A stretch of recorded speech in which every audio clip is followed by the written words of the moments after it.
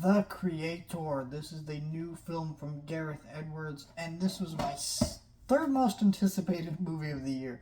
There are three movies that I just knew I had to see this year, and that was Indiana Jones, Mutant Mayhem, and this one. Everything else, like, sure, there's things I want to see, like Asteroid City, all that stuff. Across the Spider-Verse, yada, yada, yada. But this needs to be my most anticipated. Now, this one I found out late into the year, but as soon as I found out and saw the trailer for this movie, I was blown away. I was like, give me that now.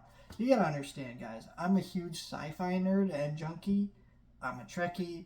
I love just hardcore sci-fi. I can't wait to get my 4K copy of It Came from Outer Space. Like, just nerdy shit. Sci-fi is my jam, okay? Like, I love that kind of stuff.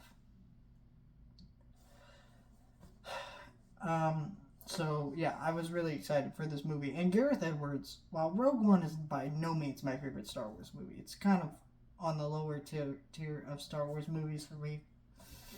Actually, no, I don't know. I would say it's in the mid tier of Star Wars movies for me because there's so many of them. Right, probably be right in the middle of my ranking of Star Wars movies, but I digress. I knew this movie was going to be visually special because Rogue One is the best looking Star Wars movie other than The Last Jedi. And keep in mind, I said best looking Star Wars movie, Last Jedi. I did not praise anything else about that movie. Not saying it's a horrible movie, but man, I brought up Last Jedi. I'm going to get like 18 fucking comments. Anyways, yeah, I think it's just he's just a great director. The Godzilla film he did, I forget which one he did, but he's such a great director visually, and this movie he shows that off. People have wondered why this movie is so cheap. It was an $80 million movie, and all the other movies this year not like great. They're CGI like The Flash and stuff. I think it's just because when you got a director who knows how to make visuals work and knows how to operate these things, he can do it in a way that's on time and under budget. You gotta trust filmmakers to do that. And it's really neat that Fox, which is now owned by Disney, trusted someone to make this film, put it together, pop it out there, and it is as good as it is. It's a really fantastic movie that unfortunately is just gonna underperform. I mean, they gave it a stupid release date. I'm not sure who the shit thought that they could release this movie against Paw Patrol, Saw, Dumb Money, and then next week's The Exorcist and Taylor Swift. Which Taylor Swift is probably going to make Barbie level money. So you're like just kind of throwing this film out there. If I was Disney and Fox, I would have delayed this film till like February or March next year. There aren't a lot of movies coming out in that time zone. Well, there might be, but I didn't. From last I checked, didn't look like there was a lot. Delay it, give it its own space, let it make money, market it more. Because this is a movie that deserves to be seen. It is a great movie, performance-wise. All the acting is phenomenal. Even for the main kid in it, she did a fantastic job. Her performance is just wow. For such a young actor, she feels like a young Haley Joel Osment in the sense that he was just an incredible actor as a kid, and she's one as well, and I can't wait to see what she does in her future.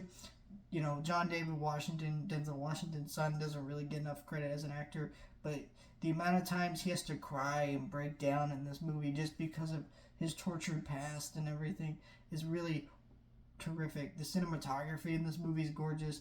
The score at certain points of this movie is fantastic. This is just a great sci-fi movie. It has so many parallels to what's going on in modern society with AI, what's going on with politics and wars and things like that in modern society. And it has so much to say about that I think it's a very relevant movie that's very interesting. It has a lot of ideas to explore that, on the first watch, it was hard to take it all in. It makes me want to go watch this film a second time. It's an incredible movie. It's just great. I did have some problems, so let me get into those. These are more just mild things, though. None of it ruined my experience. I would give this movie about a 9 out of 10. I want to give it a 10 out of 10, but these little things just held me back. First of all, the pacing. The pacing is not great. Throughout the first act, I thought, okay, I was really sucked in. But then it started to drag a little bit, and then once we got into the second act, it picked up, and we started seeing more of these characters, backstory, and how these two characters relate to one another. And I feel like there was a shorter version of this movie that did not quite drag on as long as it did. Also, this movie was clearly meant to be rated R and show a lot more gruesome violence and have more swearing in it. And it was kind of distracting at a couple points that it wasn't rated R because it was clearly meant to be. But I also wonder, already this film has a lack of commercial appeal. I wonder if that would have hurt the movie. The last thing I want to nitpick is there were attempts at humor in this movie. None of them really landed at all. They just felt like jokes out of a Marvel movie, and it didn't work at all because this is a very bleak, hard to watch movie at times, and it's just a lot of it's not very good like that in the movie. But I thought overall it was a very strong movie. Even saying that, it's at least nice that they attempted comedy, just because, again, this is a very bleak movie at times, so trying to lighten the mood a little bit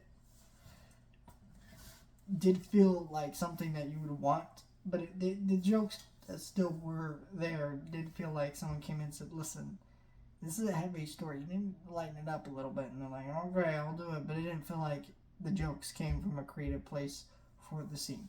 But yeah, I thought this movie was great. Probably one of my top favorite movies of this year. That list is getting bigger and bigger. I don't know, guys. I can't think of a worst of the year list, really, but I can think of a best of the year list, and it's gonna have at least 20 movies on it. I'm joking. I'm not gonna make a list that big, but it could be that close.